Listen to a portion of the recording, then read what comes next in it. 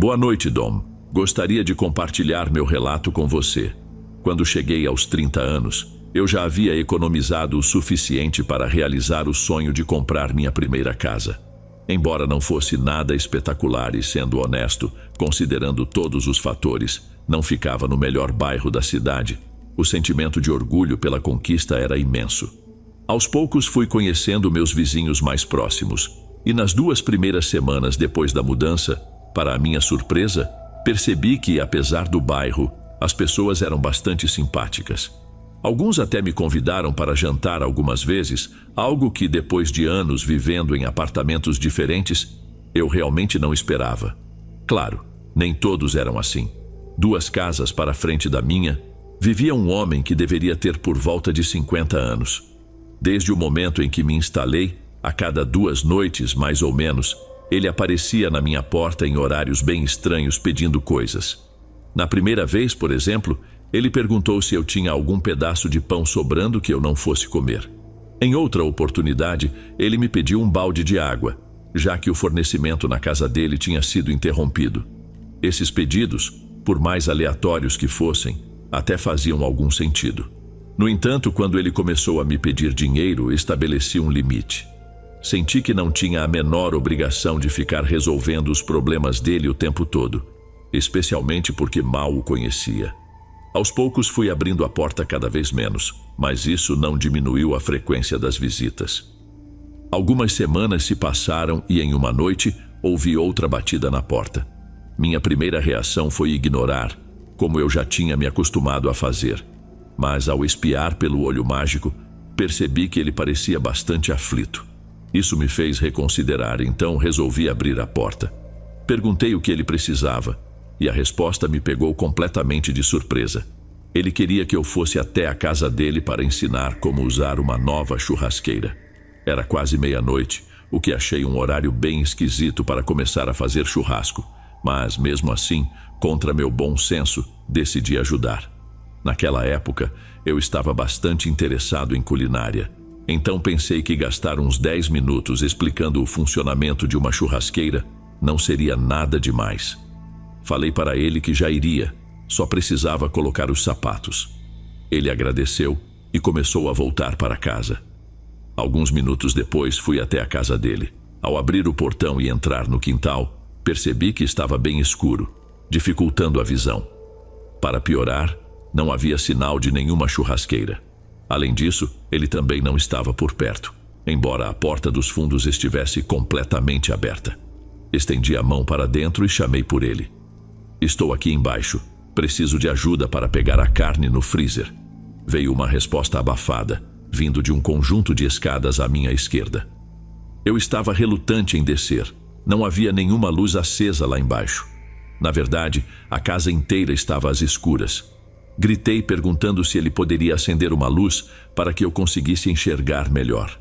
Houve um silêncio por alguns segundos. Finalmente ele respondeu: "Não, as luzes estão quebradas. Não dá." Naquele momento eu percebi que havia algo muito errado. Gritei de volta algo como: "Acho que vou embora, cara." Não estou exagerando. Assim que terminei de falar, ouvi passos rápidos subindo as escadas. Minha reação imediata foi correr. Disparei de volta para a minha casa, tranquei a porta atrás de mim e fui direto para a janela. Afastei as cortinas para dar uma olhada, mas não vi nada lá fora. Eu estava completamente apavorado. Pensei em chamar a polícia, mas desisti, achando que não teria provas suficientes do que tinha acabado de acontecer. Nos dias seguintes, só saía de casa para ir trabalhar. Durante esse tempo, não vi o homem, nem ouvi mais batidas na porta tarde da noite. Exatamente uma semana depois, eu estava conversando com o vizinho do outro lado da rua. A conversa acabou indo parar no que eu tinha vivido, e comentei que estava pensando em me mudar por causa disso. Ele apenas me olhou com uma expressão de estranhamento. Ele me informou que ninguém morava na casa de que eu estava falando, que ela estava abandonada havia 2 anos. Isso fez com que ele chamasse a polícia. No entanto, a polícia não encontrou nada dentro ou ao redor da casa. Acabei me mudando algumas semanas depois, e isso é tudo o que sei. Não faço ideia se algo mais surgiu dessa situação. Até hoje não sei quem era aquele homem ou o que ele queria ao me atrair até lá. Antes de irmos para o próximo relato, se você é novo por aqui, não se esqueça de se inscrever no canal e ativar o sininho para receber as próximas histórias. Sua presença é importante e seu apoio é essencial. Bem, vamos continuar.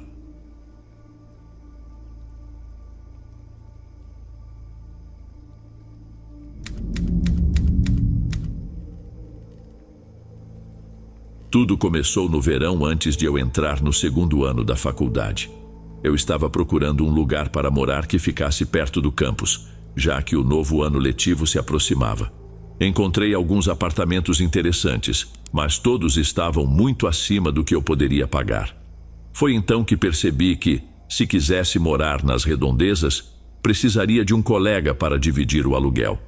Decidi colocar um anúncio no Craigslist, explicando a situação, torcendo para que alguém se interessasse. Para minha surpresa, não demorou nem 1 hora para chegar uma resposta. Era de uma senhora mais velha, por volta dos 70 anos. Eu esperava que fosse algum estudante da mesma universidade, mas no fim das contas não importava muito, desde que ela ajudasse com metade do aluguel. Além disso, ninguém mais mostrou interesse durante toda a semana seguinte. Então, aproveitei essa oportunidade única. Quando o semestre começou, nós dois nos mudamos. Ela se apresentou como Jade, uma senhora baixinha, de cabelos brancos. Embora fosse um pouco reservada, parecia ser uma boa pessoa. Eu acreditava que nos daríamos bem, por isso não fiquei preocupado com os meses que estavam por vir. Nas primeiras semanas quase não havia. Trocávamos algumas palavras rápidas quando nos encontrávamos na cozinha, mas não passava disso. A maior parte do tempo, ela ficava reclusa em seu quarto. De vez em quando, enquanto eu assistia TV na sala à noite, ouvia uma risada aguda vindo do outro lado da parede. No começo, pensei que ela estava ao telefone, mas depois percebi que nunca a ouvia conversando, apenas rindo. Isso me deixou intrigado, sem conseguir imaginar o que ela fazia. Com o passar do tempo, as coisas começaram a ficar cada vez mais esquisitas. Um exemplo disso é que Jade passou a sair do quarto só para me observar. Ela ficava parada na cozinha ou no corredor, apenas me olhando enquanto eu assistia TV ou preparava o jantar. Você pode imaginar como isso começou a me deixar desconfortável. Certa noite, por volta das 3 da manhã, fui acordado por um som suave vindo da porta do meu quarto. Não era um barulho forte, mas sim uma batida lenta e quase imperceptível. Chamei pelo nome de Jade, e no mesmo instante o som parou. Eu sabia que era ela, pois logo em seguida ouvi sua risada característica e os passos dela retornando ao quarto. Seria mentira dizer que isso não me assustou. Não havia tranca na minha porta, então nada a impediria de entrar no meu quarto enquanto eu dormia. Acabei ficando acordado o restante da noite. No dia seguinte, planejei falar com ela sobre a situação, mas ela não saiu do quarto em momento algum. Quando chegou a noite novamente, decidi empurrar minha mesa para a frente da porta, fazendo uma espécie de barricada improvisada, já que sem tranca, eu não me sentia confortável com a ideia de que nada impediria Jade de entrar no meu quarto. 3 horas depois, acordei ao ouvir o som de alguém tentando forçar a porta do meu quarto contra a mesa que eu havia colocado como barreira. Era Jade. Consegui ver o olho dela espiando pela fresta da porta que estava entreaberta. Antes que eu pudesse reagir, ela começou a gritar e a bater na porta com força. A mesa começou a ceder, então saí da cama rapidamente e segurei a porta com as próprias mãos. Os gritos e as batidas continuaram por cerca de 2 minutos. Quando tudo finalmente parou, levantei e imediatamente chamei a polícia. Assim que eles chegaram e eu abri a porta, meu coração quase parou. Todas as facas da cozinha estavam cravadas na porta.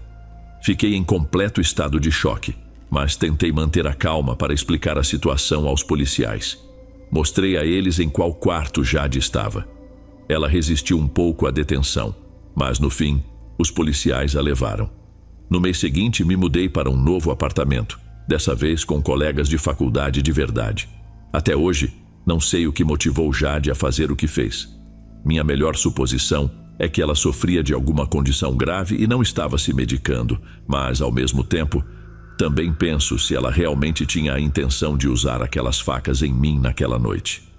Felizmente, tomei a precaução de bloquear a porta e não precisei descobrir.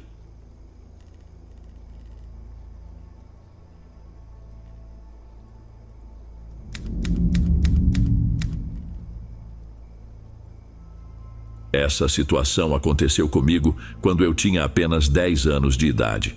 Como já faz bastante tempo, não me lembro de cada detalhe minucioso, mas vou tentar manter a narrativa o mais fiel possível. Naquele período, eu vivia em uma área bastante isolada nos Estados Unidos. As casas vizinhas ficavam a cerca de 800 metros de distância, e por conta disso, apesar de minha família conhecer alguns vizinhos, muitos deles eram completos desconhecidos. Isso incluía o morador da casa ao lado esquerdo da nossa. Não lembro o nome dele, mas era um senhor mais velho que morava lá. Para ser honesto, ele me assustava bastante. Todas as janelas de sua casa estavam pintadas com spray para impedir que alguém visse o interior, e o quintal estava tomado pela vegetação. Sei de todos esses detalhes porque, de segunda a sexta, eu precisava passar em frente à casa dele para voltar da escola. Toda vez que passava por lá, ele ou ficava parado na varanda me observando, ou tentava puxar conversa enquanto eu passava. Isso me deixava tão desconfortável que comecei a odiar o caminho de volta para casa só por ter que passar por ele. Mas o pior nem era isso. Talvez 1 ou 2 vezes por mês, o homem caminhava os 800 metros até a nossa casa no meio da madrugada. Ele então apontava uma lanterna para a janela do meu quarto.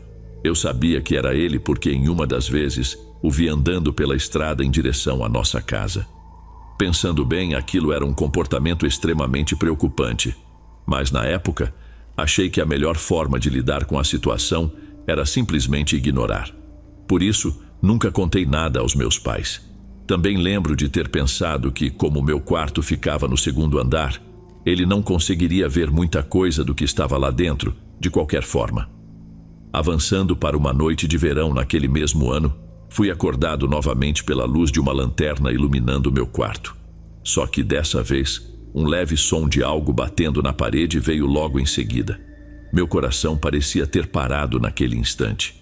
A única coisa que conseguia pensar era que o som lembrava muito uma escada sendo apoiada contra a lateral da casa. Pouco tempo depois, minhas suspeitas foram confirmadas. Ouvi um leve toque no vidro da janela.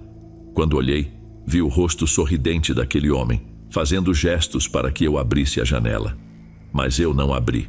Gritei e corri para o quarto dos meus pais, explicando desesperadamente que o vizinho estava na minha janela. Eles foram comigo até o quarto, mas claro, ele já tinha desaparecido. O pior de tudo foi que meus pais nem acreditaram em mim, achando que eu estava imaginando coisas. Por isso, nunca chamaram a polícia. No entanto, até hoje, mesmo adulto, sei exatamente o que vi naquela noite. Tento não pensar nas intenções que ele poderia ter em relação ao meu eu de 10 anos de idade.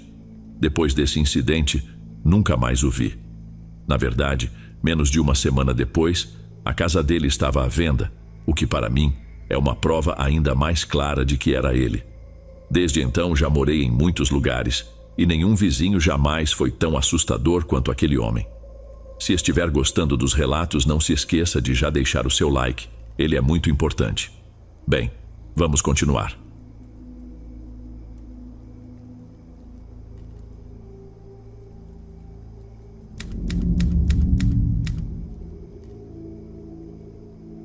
Quando eu estava cursando Direito em uma renomada universidade de Londres, acabei me mudando para uma casa compartilhada em Peckham, nos últimos anos dos meus estudos. Um dos motivos que me atraíram naquele lugar foi que apenas um dos outros apartamentos já estava ocupado. O desafio de morar em uma casa de estudantes é que, geralmente, esses lugares são bastante movimentados. Nunca dá para saber quando alguém vai trazer vários amigos de uma festa e passar as primeiras horas da madrugada ouvindo música alta na cozinha, ou algo do tipo. Claramente, isso não é nada bom para uma boa rotina de sono, e a última coisa que eu queria era comprometer meu crucial último ano vivendo em um ambiente cheio de festas. Com a ajuda de alguns amigos próximos, levei todas as minhas coisas para o apartamento em uma manhã, já decidida a subir e cumprimentar o morador do andar de cima, a única outra pessoa na casa. No entanto, em um dado momento, enquanto eu subia as escadas com algumas bolsas, olhei para cima e vi alguém me observando do alto da escada, com uma expressão indiferente e fria. Era um homem relativamente alto, com cabelo loiro bem curto e olhos de um azul extremamente intenso. Eram tão claros que pareciam brilhar nas órbitas, um tom perturbador de azul gelado. Eu cumprimentei com um oi da forma mais simpática que pude, mas em vez de responder, ele apenas me fitou por alguns segundos antes de se afastar lentamente da escada. Logo depois, ouvi uma porta se fechar enquanto ele voltava para seu apartamento. A pessoa que estava comigo me lançou um olhar desconfortável e, ao mesmo tempo, divertido, enquanto trocávamos cochichos sobre a esperança de que ele não fosse estranho ou algo assim. Pensando nisso agora, aquele foi um momento assustadoramente profético. Quem dera tivéssemos ideia de quão certos estávamos. As primeiras noites foram tranquilas, e eu fiquei satisfeita com o silêncio que esperava encontrar. Tudo seguiu assim até uma certa noite, quando eu estava sentada na minha cadeira, trabalhando numa pesquisa sobre direito do comércio internacional, e escutei algo vindo do corredor. No início, não dei muita importância e apenas coloquei uma música ambiente, algo que sempre me ajudava a focar, e tentei ignorar os barulhos externos.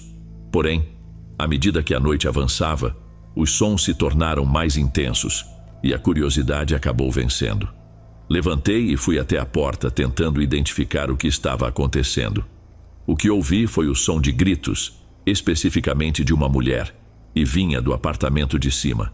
No começo, achei que o morador de cima estava assistindo a algum filme de terror ou coisa do tipo, de onde eu imaginei que os gritos deviam vir. No entanto, conforme prestava mais atenção, percebi que, fosse o que fosse, era apenas o som da mulher gritando, nada mais. Chegou ao ponto de eu notar que o áudio, ou o que quer que fosse, estava se repetindo em um loop. Ele estava lá, ouvindo o som de uma mulher gritar de dor por mais de uma hora. Eu sabia que deveria subir e pedir para ele baixar o volume, mas a ideia de que ele estava no seu apartamento ouvindo aquilo por tanto tempo, céus, aquilo me deu um medo terrível. Demorou horas até que tudo ficasse em silêncio novamente. Quando o barulho cessou, já passava da 1 da manhã, e só então consegui pensar em tentar dormir. Enquanto eu estava deitada no escuro, minha mente estava cheia de perguntas. Que tipo de pessoa escuta algo assim por tanto tempo? E se fosse pior do que parecia, e ele estivesse assistindo a algo violentamente criminoso? Ou quem sabe algum filme snuff? Passei horas acordada, apavorada com a minha nova situação, uma da qual eu não podia fugir facilmente, já que tinha gastado uma fortuna com as taxas e o primeiro mês de aluguel. Esses pensamentos continuaram me atormentando até que finalmente consegui dormir. No dia seguinte, eu estava exausta nas aulas a ponto de meus amigos notarem meu estado. Perguntaram se eu estava bem, já que aparentemente eu estava com uma cara horrível.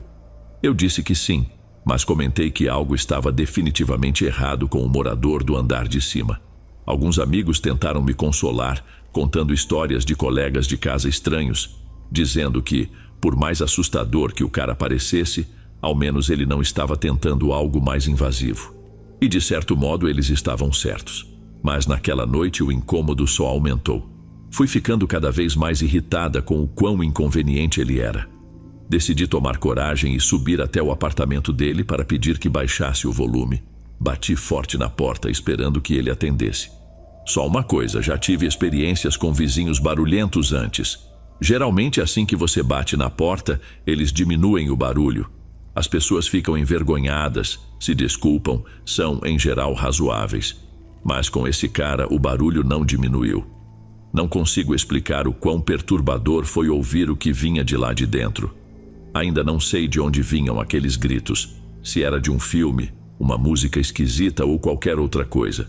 Mas posso te dizer uma coisa, pareciam muito reais. Eram assustadores, o tipo de grito que só alguém que sabe que vai morrer faria. Eu tremia de medo quando ouvi o som da porta sendo destrancada. E quando ela finalmente se abriu, o que vi foi mais perturbador do que qualquer coisa que eu pudesse imaginar. O homem loiro que eu tinha visto na escadaria uma semana antes, ou pelo menos presumi que fosse ele, Estava usando uma máscara. Uma máscara difícil de descrever mesmo agora. Feita de madeira envernizada, ela parecia uma daquelas máscaras mortuárias, o molde de um rosto logo após a morte. Mas havia algo extremamente errado com aquela máscara. Ela era deformada, com símbolos ou palavras indecifráveis entalhados nela. No entanto, o que realmente me deixou apavorada foi o fato de que, ao abrir a porta, ele estava completamente nu. Eu recuei no mesmo instante, tentando colocar distância entre mim e aquele homem mascarado. Mesmo assim, consegui, de alguma forma, pedir educadamente se ele poderia abaixar o volume. Ele não se moveu, não disse uma palavra. Apenas ficou ali, me observando pelos buracos cortados na máscara.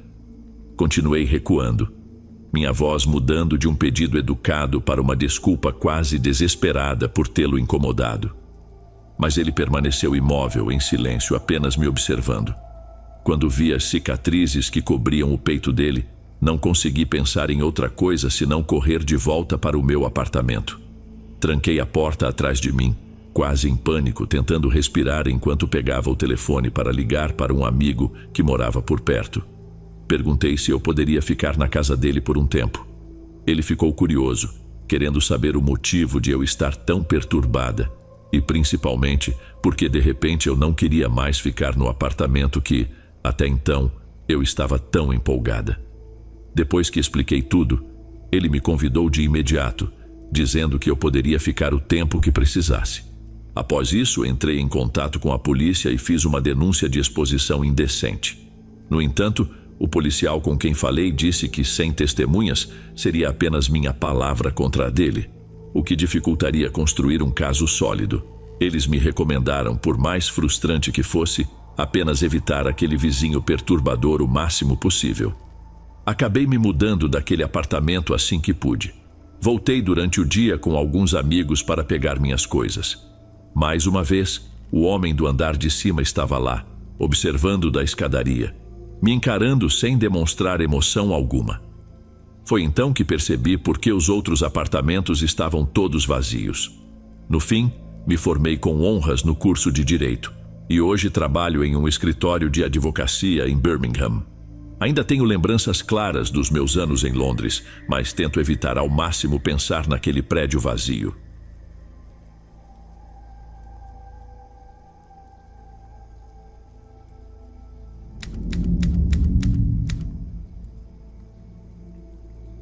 Quando eu era pequeno, minha família e eu vivíamos em um bairro bastante religioso, lá em Utah. Sei que o principal motivo para termos nos mudado era a paz e a segurança do lugar. Mesmo não sendo uma família super religiosa, ainda íamos à igreja aos domingos, entre outras atividades. Pensávamos que seria um ótimo lugar para morar, já que os vizinhos também seriam cristãos e pessoas de bem. E de fato, eram. Todos eram bem gentis, mas algumas pessoas eram definitivamente estranhas. Por exemplo, os vizinhos que moravam do lado direito da nossa casa. Aparentemente eram muito boas pessoas, e em muitos aspectos realmente eram. Mas em outros, eram incrivelmente assustadores e esquisitos. No primeiro jantar após nos mudarmos, quando eles vieram nos visitar, toda a família apareceu para comer com a gente. Tudo estava indo bem, embora fosse difícil conversar com os filhos deles. Eles não tinham televisão, então boa parte do que eu e minha irmã falávamos simplesmente não fazia sentido para eles. Mas, como mencionei, eles eram legais. E quem precisa de uma TV quando se tem um trampolim, né? No meio do jantar, enquanto os adultos batiam papo e nós comíamos a lasanha caseira que minha mãe havia preparado, uma das crianças começou a murmurar algo. Parecia que estava à beira de uma convulsão, ou algo assim.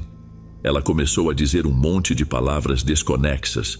Não era outro idioma, mas parecia uma palavra longa e rápida, dita de uma vez só. Lembro que meu pai se levantou da mesa, pensando em pegar uma caneta ou algo assim, caso a criança estivesse tendo um ataque epiléptico, e perguntou ao pai dos vizinhos se a criança estava bem. Eu não o culpo por isso, afinal o rosto da criança estava todo contorcido, como se ela estivesse sofrendo. Mas, ao invés de ir até a criança para checar, a mãe dos vizinhos juntou as mãos com uma expressão de orgulho, enquanto o pai ergueu os braços para o céu, dizendo coisas como: louvado seja Deus, pois somos abençoados. Depois disso, ele começou a nos explicar que, de tempos em tempos, a criança falava em línguas, sendo frequentemente tomada pelo Espírito Santo e falando a língua pura dos serafins.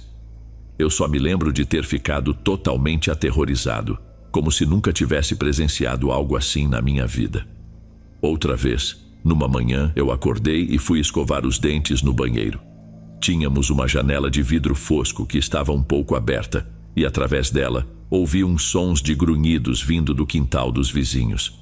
Abri um pouco mais a janela, e o que vi me deixou chocado. O pai dos vizinhos estava no quintal segurando uma Bíblia em uma mão e um tipo de chicote na outra. Ele estava se chicoteando nas costas enquanto lia trechos da Bíblia em voz alta, e estava batendo com força. As costas dele estavam cheias de cortes e o sangue escorria.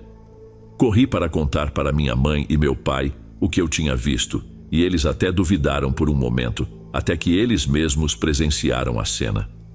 Meu pai chamou o vizinho com toda a educação e pediu que ele não fizesse aquilo no quintal, e o vizinho prontamente concordou em não repetir aquilo à vista da nossa casa.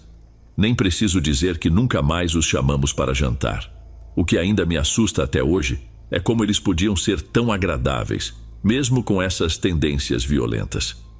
Apesar de ser visivelmente perturbado, o pai dos vizinhos era um dos sujeitos mais calorosos e amigáveis que já conheci, pelo menos na imagem que ele projetava.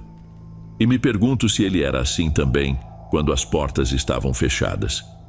Também fico pensando se as crianças eram realmente tão equilibradas quanto aparentavam, ou se enfrentaram dificuldades mais tarde, por terem crescido em um ambiente tão estranho.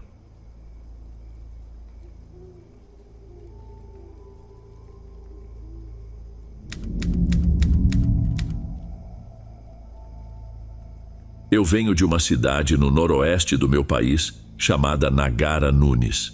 É um lugar encantador, conhecido por muitos como a Cidade das Flores.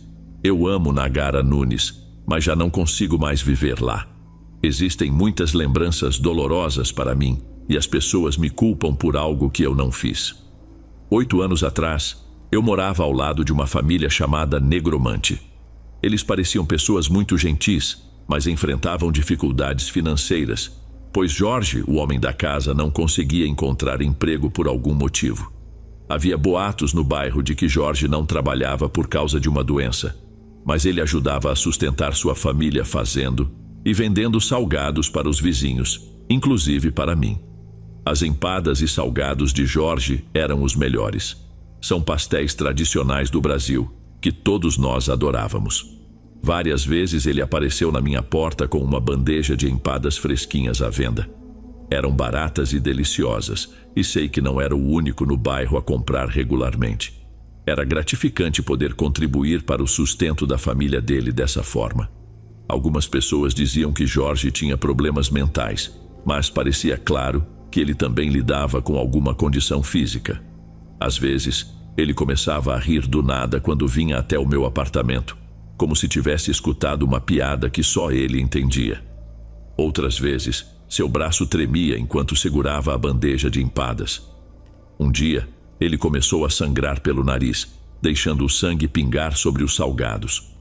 Ele pediu desculpas repetidamente, visivelmente nervoso ao se afastar, mas quando eu disse que estava tudo bem e que esperava que ele melhorasse logo, ele soltou uma risada aguda e desapareceu na esquina. Jorge às vezes agia de maneira muito estranha, mas eu apenas sentia pena dele e até o admirava por sua determinação em sustentar a família, trabalhando duro com a venda de comidas deliciosas. Porém, certo dia cheguei em casa após o trabalho e encontrei vários carros de polícia em frente à casa dos Negromante.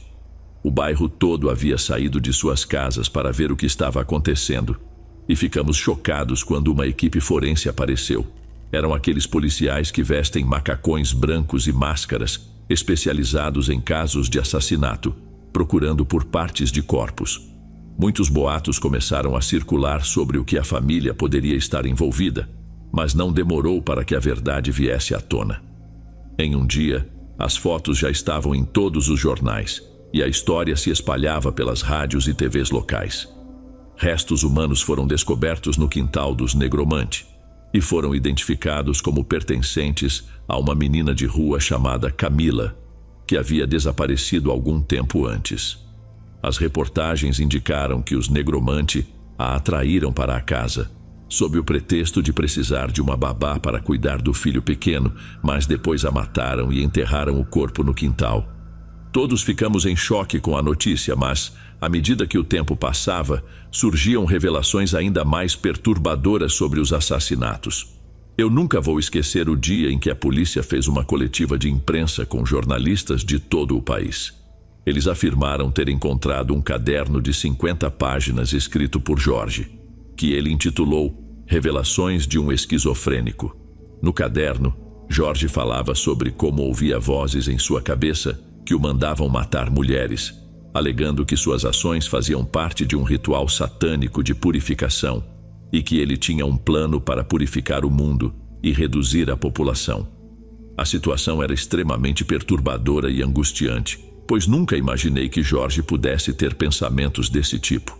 Ele sempre me parecia tão gentil, mas claramente estava enganado ao pensar assim.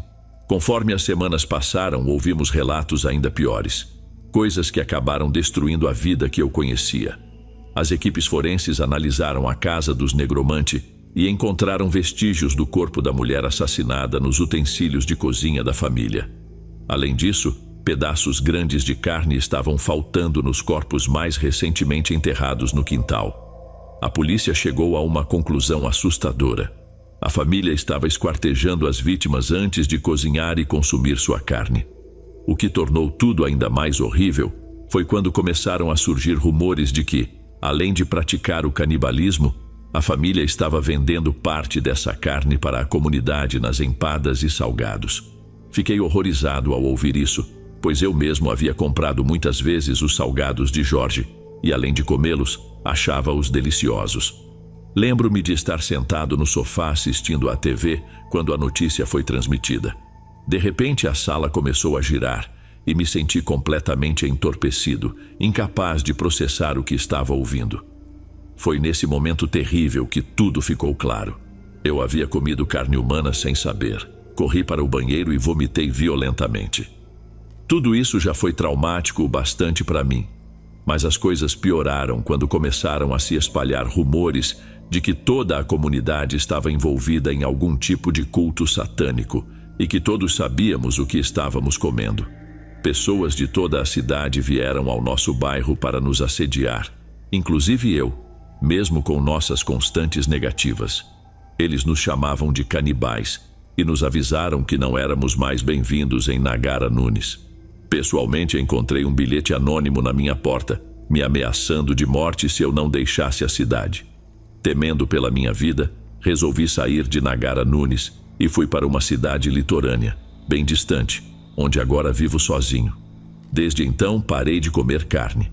Tornei-me vegetariano porque o sabor da carne me traz lembranças horríveis, e toda vez que provo, fico enjoado e vomito quase que instantaneamente.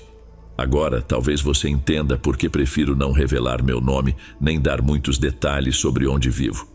Tenho medo de ser caçado por pessoas em busca de vingança pelos terríveis crimes cometidos por Jorge Negromante. Mas juro por tudo que é sagrado que eu não sabia o que estava comendo. Se soubesse, jamais teria comido e teria denunciado Jorge à polícia. Então, por favor, pense. Por mais que você ache que conhece seus vizinhos, será que realmente sabe quem são? Será que sabe o que eles fazem a portas fechadas? Às vezes, a verdade sobre quem vive ao nosso lado só aparece quando já é tarde demais.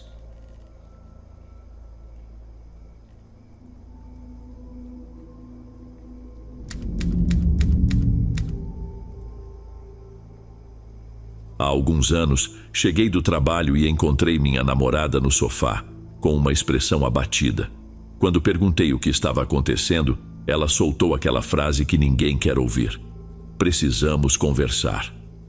Ela me explicou que não estava mais feliz no relacionamento e achava que deveríamos dar um tempo, ver outras pessoas, para que pudéssemos decidir se deveríamos continuar juntos. Eu não queria isso de jeito nenhum, mas a amava o suficiente para respeitar sua escolha, então concordei. Pensei que, ao menos tentando sua sugestão, poderia reconquistá-la.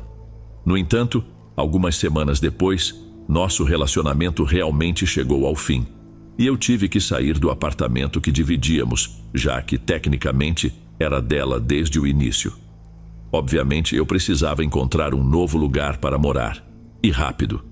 Não tive tempo de procurar algo decente, e acabei pagando caro por isso. O lugar que aluguei era um estúdio de um cômodo em um prédio que parecia uma casa mal assombrada. Isso já deveria ter sido um alerta, mas o aluguel era barato, o imóvel estava disponível e o proprietário só pediu o adiantamento de 1 mês para me entregar as chaves. Além disso, voltar para a casa dos meus pais não era uma opção. Eles até seriam gentis o bastante para me acolher, mas para mim seria um grande retrocesso. Então, escolhi o estúdio. A mudança foi tranquila. Eu não tinha muitos pertences e, sinceramente, não estava com paciência para discutir com minha ex sobre quem ficava com o quê. O processo todo já havia sido bastante desconfortável e eu não queria piorar as coisas brigando por móveis. Além do mais, contanto que eu tivesse meu Xbox e minha TV 4K, estaria satisfeito. No dia seguinte à mudança, fui até a porta do apartamento em frente ao meu para me apresentar ao vizinho. Ouvi um som forte de batida de baixo vindo de lá, então sabia que alguém estava em casa. Quando a porta foi aberta, fiquei surpreso com o quão frio e distante o cara parecia. Ele era jovem, com uma barba escura e espessa, e tinha um sotaque cockney. Ele não abriu totalmente a porta, apenas a entreabriu, olhando para fora. Eu me apresentei, disse que havia acabado de me mudar para o apartamento do outro lado do corredor e ainda brinquei que se ele precisasse de uma xícara de açúcar, já sabia onde me encontrar. Mas tudo o que recebi em troca foi um olhar nervoso e gelado. Achei que talvez o tivesse interrompido, então pedi desculpas e disse que meu nome era Ali. Ele respondeu dizendo que se chamava Jack. Pode parecer estranho, mas na hora tive a sensação de que ele inventou esse nome no momento. Algo me dizia que ele tinha acabado de tirar aquele nome do ar, mas como não sou uma pessoa paranoica, apenas concluí que ele fosse um sujeito esquisito e voltei para o meu apartamento. Algumas semanas depois, estava saindo para o trabalho quando vi um cara saindo do apartamento de Jack. Cumprimentei e ele respondeu de volta com um bom dia. Perguntei se ele era amigo de Jack ou talvez um colega de quarto. Ele respondeu de forma meio vaga, e foi aí que percebi o cheiro de álcool em seu hálito. Repeti a pergunta, indicando a porta do apartamento e reafirmando que era o apartamento de Jack. Ele disse: "Ah, sim, eu sou o Jack." Naquele instante percebi que era mentira, e foi quando me dei conta de que o primeiro cara também havia mentido. Algo estranho estava acontecendo naquele apartamento, mas eu não conseguia entender o que era naquela época. Isso continuou por mais 2 semanas, com diferentes pessoas entrando e saindo do apartamento em horários estranhos. Então, quando o proprietário me ligou para pegar o aluguel do próximo mês, perguntei sobre os inquilinos do outro lado e quem morava lá. Ele pensou um pouco e finalmente respondeu que o inquilino se chamava Steven. Elogiou-o, dizendo que era o melhor inquilino que já teve. Nunca houve reclamações de barulho, e ele sempre pagava o aluguel pontualmente no primeiro dia do mês, por depósito direto. Eu estava prestes a contar a ele sobre as várias pessoas que tinha visto entrando e saindo, mas, sinceramente, isso não era da minha conta, certo? Quero dizer, claro que algo estranho estava rolando ali, mas, desde que ninguém se machucasse, o que eu tinha a ver com isso? Eu nunca fui do tipo que dedura os outros. Isso não é da minha natureza.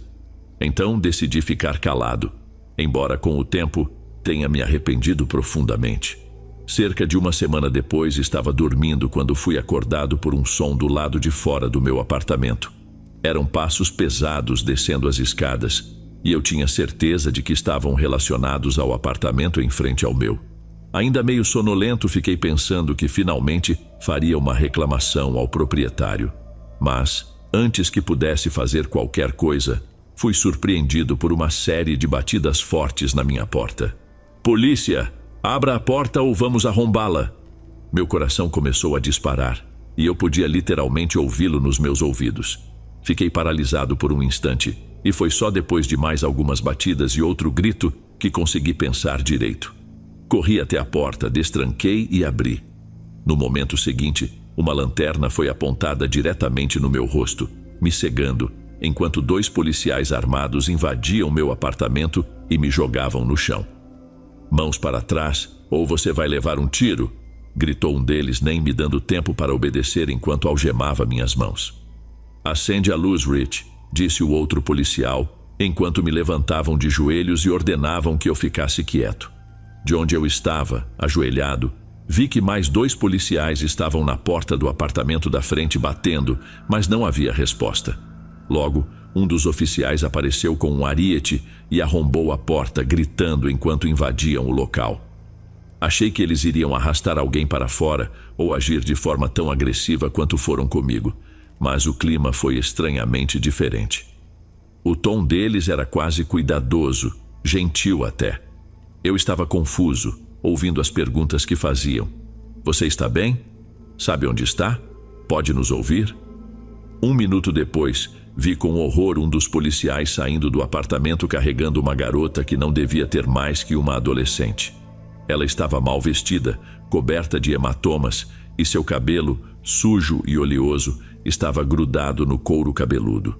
Quando olhei para um dos policiais, o choque e a repulsa deviam estar estampados no meu rosto. "Deixe-me adivinhar, você não sabia de nada, né? Guarda isso para o interrogatório", ele disse. "Mas eu juro, eu não sabia de nada. E disse isso à polícia quando me levaram para a delegacia.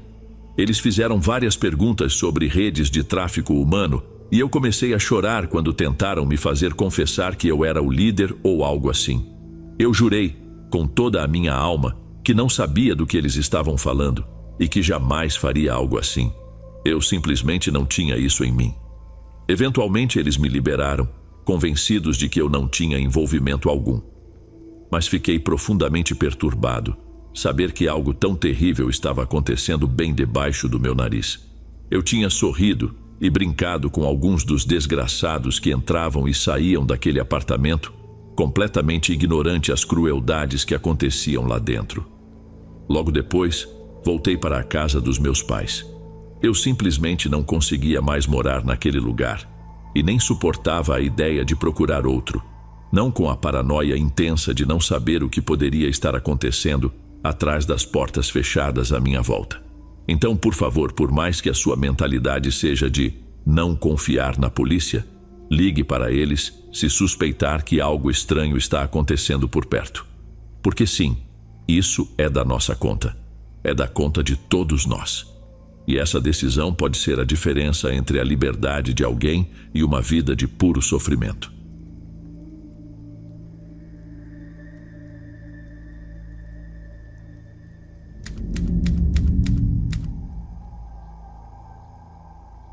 Quando minha esposa e eu nos mudamos para St. Peters, Missouri, foi sem dúvida um dos momentos mais marcantes de nossas vidas. Sempre tive uma queda por St. Louis, com sua arquitetura colonial francesa e suas majestosas catedrais, mas a agitação constante da cidade pode acabar desgastando qualquer um. Chega um ponto em que o ritmo acelerado deixa de fazer sentido e tudo o que você quer é uma vida mais tranquila. Levou um tempo para juntarmos dinheiro e conseguir algumas promoções nas nossas carreiras, mas quando tudo se encaixou, decidimos ir fundo e fazer a mudança. Parecia que havíamos encontrado nosso pequeno pedaço de paraíso no subúrbio. St. Peters era um lugar pacato, com ótimas escolas e mais de 20 parques espalhados pela cidade. Na verdade, dava a sensação de que a cidade toda era um grande parque, um verdadeiro mar de verde, em comparação com a selva de concreto que era St. Louis. Além disso, a cidade grande ficava a uma meia hora de carro, ou 45 minutos com um trânsito mais lento, então essa mudança não afetaria nossas carreiras. Achávamos que estávamos vivendo o sonho, mas em pouco tempo, esse sonho virou um pesadelo, algo que nem eu, nem minha esposa poderíamos prever. Nossa casa ficava na rua Laura Hill, e tínhamos uma boa relação com nossos vizinhos de ambos os lados. De um lado, um casal jovem com um bebê, com quem sempre fazíamos churrascos nos fins de semana, descontrair após uma semana de trabalho. Do outro lado, vivia um adorável casal de aposentados. Eles eram bem tranquilos e discretos. Quero dizer, já tinham uma idade avançada e não estavam mais tão dispostos a interagir com o bairro como os mais jovens. Eu me preocuparia mais com eles, se não fosse pelo neto deles, Jason, que morava com eles. Ele era enfermeiro no hospital local e sempre ajudava com as tarefas da casa, cuidando para que não faltasse nada. Eu me sentia grato por saber que eles estavam bem assistidos. Certa vez, ao voltar para casa depois de um dia especialmente exaustivo no trabalho, avistei algo na estrada que destoava completamente do ambiente tranquilo do bairro. Era uma figura pequena, peluda, e estava manchada com o vermelho escuro de sangue seco. Algo sem vida repousava à beira da rua perfeitamente pavimentada. Um gato morto. Senti meu coração apertar por aquele pobre animal. Quem o atropelou, ao que parecia, não se deu ao trabalho de parar e limpar a situação, o que me deixou ao mesmo tempo irritado e triste. Eu entendo que, para algumas pessoas, isso pode ser difícil. Talvez tenham ficado em choque, com medo das consequências. Mas, sinceramente, deixar o gato ali, exposto para as crianças do bairro verem, não era nada apropriado. A minha casa ficava a uns 100 metros dali, então estacionei o carro na garagem, peguei um saco de lixo na cozinha e voltei para a rua. Nem cheguei a cumprimentar minha esposa, o que a fez perceber imediatamente que algo estava errado. Ela me seguiu para fora, horrorizada ao ver como eu envolvia o corpo do gatinho no saco de lixo preto. Eu não sabia mais o que fazer. Não podia simplesmente jogá-lo no lixo comum, como se fosse qualquer outra coisa. Aquele gatinho certamente era o bichinho de estimação de alguém, e talvez sua família quisesse dar a ele um enterro digno. Eu amo os animais. O que mais eu poderia fazer? Guardei o corpo frágil do gato no congelador da garagem e fiquei aguardando que alguém espalhasse cartazes de desaparecido pelo bairro, na esperança de poder dar a notícia à família. No entanto, os dias passaram e nenhum cartaz apareceu. Pouco tempo depois, levei o corpo ao abrigo de animais da cidade e tentei seguir em frente, apagando aquele episódio da memória. Alguns dias depois, em uma manhã de sábado abafada, eu estava me preparando para minha corrida matinal quando avistei o neto dos vizinhos saindo do carro, com uma daquelas caixas de transporte de animais. Ainda não tinha tido a oportunidade de me apresentar a ele, então desci pela entrada da minha garagem, dando um caloroso bom dia. Ele retribuiu de forma amigável e eu aproveitei para perguntar o que ele tinha na caixa. Ele explicou que era um novo gato que havia adotado pelo Craigslist, algo para alegrar os avós e trazer mais carinho para os últimos anos de vida deles.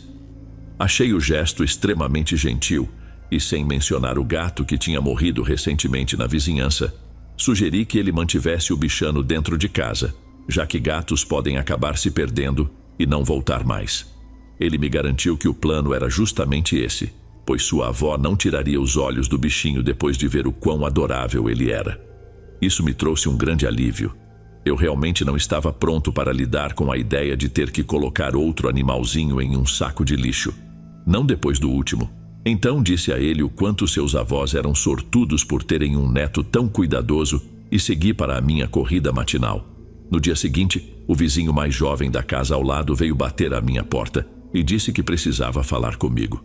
Silenciosamente fiz uma prece para que ele não estivesse vindo cancelar nosso churrasco daquela tarde, já que era a nossa vez de cuidar das carnes, e eu não queria ter que colocar tudo no congelador por uma semana. Especialmente considerando que, até bem pouco tempo, aquele congelador tinha servido como uma espécie de caixão improvisado para o gato morto que encontrei na rua. Ele tinha uma expressão séria, então já imaginei que o churrasco seria cancelado. Mas a notícia era ainda pior. Com um tom baixo, ele pediu que eu o acompanhasse até a entrada da garagem. Segui-o e então ele me fez uma pergunta com a mesma voz sussurrada. Vou tentar relembrar a conversa o mais fielmente possível. Você ouviu ou viu algo estranho na noite passada? Acho que não. Que tipo de coisa eu deveria ter notado? Não sei. Algo como o grito de um gato sendo atacado ou algo assim. Não, cara, não ouvi nada. O que aconteceu? Só venha dar uma olhada. Fred me levou até o jardim da frente da casa dele onde cresciam algumas roseiras que eu já tinha visto sua esposa podar algumas vezes. Debaixo dos arbustos havia outra cena trágica: sangue e pelos espalhados. Outro gato morto, mas esse parecia ter sido atacado recentemente, rasgado de uma maneira que me deixou perplexo. Você acha que pode ter sido um lince? Perguntou Tim. Não acho que linces cheguem tão perto da cidade, mas, sei lá, tudo é possível. Respondi, ainda abalado e sem entender bem o que estava acontecendo. Mas se algo matou esse gato aqui, bem no meu quintal, na noite passada, não teríamos ouvido alguma coisa? Eu deveria ter ouvido. Eu realmente não sabia o que responder. Sei que, no fim das contas, era só um gato, mas aquilo nos deixou aterrorizados. E eu, particularmente, me sentia ainda mais incomodado, já que esse era o segundo gato morto que encontrava na nossa rua, Laura Hill, em poucas semanas. Acabamos decidindo que ficaríamos de olho em qualquer coisa suspeita e, mais tarde, nos encontraríamos para o churrasco de domingo, como planejado. Antes de minha esposa e eu irmos para a casa de Tim, fiz questão de passar na casa dos outros vizinhos, só para garantir que o gato deles estava bem. Logo depois de tocar a campainha, a avó dos vizinhos abriu a porta. Mal comecei a perguntar sobre o gato e já ouvi um miado agudo vindo de dentro da casa. A avó pediu desculpas, explicando que precisava fechar a porta antes que o gatinho tentasse escapar. Eu sorri, disse que entendia, desejei uma boa manhã e voltei para casa aliviado. O churrasco naquela tarde estava um pouco estranho. Fred e sua esposa pareciam fora de si, e no fim, eu acabei contando à minha esposa o que estava acontecendo. 2 gatos mortos haviam aparecido misteriosamente nas últimas semanas em nossa rua. Ela ficou bem abalada, mas no fundo, eu me senti aliviado por ter contado, porque alguns dias depois, algo importante aconteceu. Minha esposa às vezes trabalha de casa, já que o emprego dela oferece muita flexibilidade de horários. Eu estava no escritório em St. Louis, quando meu celular começou a vibrar com várias mensagens dela. Ela pedia que eu ligasse o quanto antes, e o assunto era sobre os gatos. Assim que pude, retornei a ligação, e ela me contou o que tinha acontecido. Havia encontrado Jason, o neto dos vizinhos, no Walmart, e foi até ele para conversar. Enquanto falava, ela percebeu algo estranho. O braço dele estava cheio de cortes com crostas, subindo e descendo pelo antebraço. Cortes profundos. Preocupada, ela comentou que deviam estar doloridos. Mas Jason apenas riu e disse que os ferimentos tinham ocorrido no trabalho, quando um paciente idoso se agitou durante um procedimento de rotina no hospital.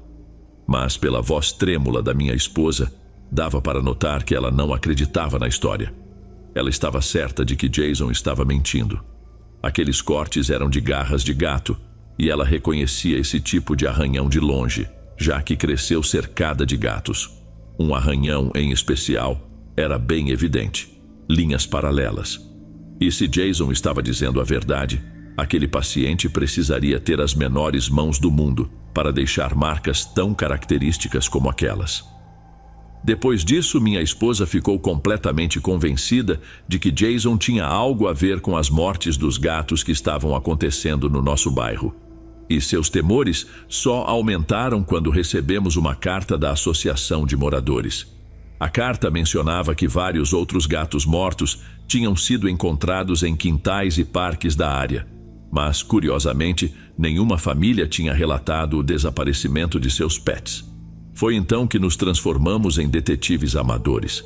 Estávamos certos de que quem quer que estivesse matando os gatos não estava simplesmente pegando os animais da vizinhança. Achávamos que eles estavam sendo trazidos de fora, talvez até comprados em lugares como o Craigslist.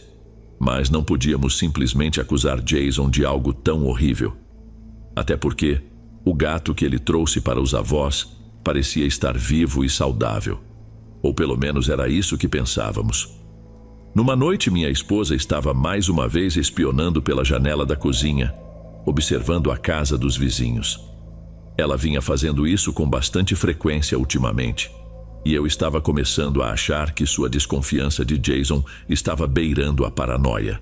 Tudo o que ela via era ele cuidando das tarefas domésticas para os avós. Mas naquela noite, Enquanto eu assistia aos destaques de um jogo de futebol, ouvi seu grito. Meu Deus! Ela correu para a sala, assustada. Quando perguntei o que tinha acontecido, ela me disse que tinha acabado de ver Jason levando um saco de lixo para fora. Só que o saco parecia estranhamente leve, como se tivesse algo do tamanho de um gato lá dentro. Naquele momento eu só queria esclarecer tudo de uma vez. Então, concordei em esperar até escurecer para verificarmos o que havia nos latões de lixo. Quando a noite caiu, certifiquei-me de que não havia ninguém por perto e fui até as latas de lixo dos vizinhos para verificar. E lá estava, bem no topo do latão, dentro de um saco preto, o corpo de um gato morto, mutilado exatamente como aquele que Fred havia encontrado em seu jardim. Era o mesmo gato que Jason tinha comprado no Craigslist, o gatinho rajado que eu havia visto na casa dos avós dele dias antes, quando fui garantir que estava tudo bem. Voltei para dentro com a maior calma que consegui e, sem perder tempo, liguei para a polícia. Em menos de uma hora, uma viatura apareceu em frente à casa de Jason. Minha esposa e eu observamos pela janela enquanto os policiais conversavam com os avós dele antes de entrarem para uma busca. Quando vimos Jason saindo algemado, minha esposa não conseguiu se segurar. Ela correu para fora de casa, gritando insultos de pura raiva. Dias depois, a história estava em todos os noticiários. Jason foi formalmente acusado de 12 crimes de abuso animal, após confessar à polícia que usava o Craigslist para pegar os gatos que ele torturava e matava. De acordo com seu depoimento, ele nunca teve a intenção de cuidar de nenhum dos animais. Seu plano sempre foi estrangulá-los ou afogá-los no quintal dos avós. E o pior de tudo, isso nem era o fim dessa história horrível, nem de perto. Jason confessou à polícia que havia desmembrado alguns dos gatos, arrancando suas cabeças ou cortando os membros. Ele também pisoteava as cabeças dos animais antes de removê-las e se livrava dos restos espalhando-os pelo bairro, numa tentativa deliberada de assustar os moradores da Laura Hill Street. A última notícia que ouvi foi que ele estava detido na prisão do condado de St. Charles, com uma fiança fixada em $50 mil que seus avós, devastados e horrorizados, não tinham intenção alguma de pagar. O que mais me atormenta nessa história não é apenas o que Jason fez, mas o fato de ele parecer ser a pessoa menos provável a cometer atos assim. Ele parecia um jovem tão educado, sempre dedicado ao trabalho como enfermeiro e cuidando dos avós em casa. Quando o conheci, cheguei a pensar que ele era quase um santo. Mas agora, tudo aquilo era apenas uma máscara. Jason tinha algo sombrio dentro dele, e fico extremamente aliviado por termos descoberto isso antes que ele pudesse machucar mais alguém, ou outro animal. Antes de irmos para o último relato, se ainda estiver por aqui, deixe um comentário compartilhando sua opinião sobre as histórias de hoje. Se preferir, comente o horário que está assistindo. Bem, vamos continuar.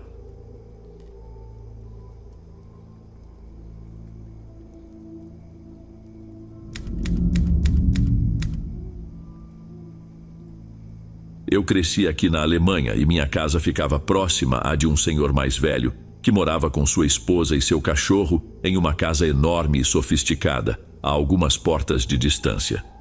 A esposa dele era bem mais extrovertida do que ele, que sempre parecia antissocial e mal-humorado. Ele raramente trocava palavras com qualquer um de nós, vizinhos. Não havia nada de extraordinário em nenhum dos dois, pareciam apenas um casal comum, sem filhos. Certa manhã saí de casa no mesmo horário de sempre para pegar o ônibus da escola. Nossa rua residencial era bem tranquila e, na maior parte do tempo, nada de muito interessante acontecia por ali. Crescer nesse lugar, de fato, era uma experiência meio parada. No entanto, naquele dia em específico, algo parecia diferente. Alguns dos nossos vizinhos estavam na rua, e tenho quase certeza de que ouvi alguns deles comentando que havia algo estranho com o homem da casa grande. Mas o que exatamente era, eu não sabia. Fui para a escola como de costume e tentei não pensar muito nisso. No entanto, ao voltar para casa no fim do dia, me deparei com a rua toda isolada e evacuada pela polícia. Viaturas estavam por todos os lados e até um caminhão do GSG-9, que é equivalente à Força Especial do SWAT aqui na Alemanha, estava estacionado ali. Eu realmente não fazia ideia do que estava acontecendo.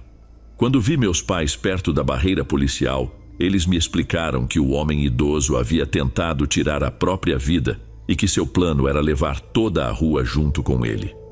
Esse homem havia transformado todo o porão da sua casa em uma armadilha mortal, enchendo-o com gasolina e improvisando um explosivo no galpão do jardim.